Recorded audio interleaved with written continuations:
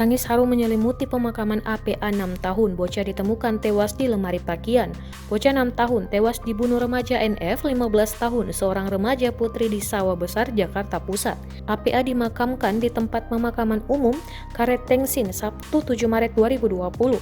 Beberapa keluarga dan tetangga korban pun turut serta mengantar jenazah ke tempat peristirahatan terakhirnya itu. Saat prosesi pemakaman berlangsung, isak tangis mengiringi kepergian korban. Bahkan ibu korban pun tak kuasa membendung air matanya yang terus mengalir di sepanjang prosesi pemakaman. Ia pun hanya tampak duduk didampingi oleh suaminya tepat di liang lahat anaknya. Iringan doa pun terus dipanjatkan kepada para pelayat yang hadir.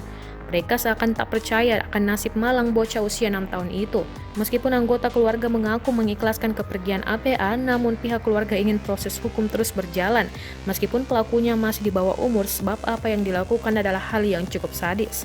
Permintaan ayah korban. Sementara itu, ayah korban, Kartono, menyampaikan hal serupa jika ia berharap pelaku dapat dijerat hukuman yang setimpal atas apa yang diperbuatnya, sebab apa yang dilakukan pelaku terbilang tak manusiawi.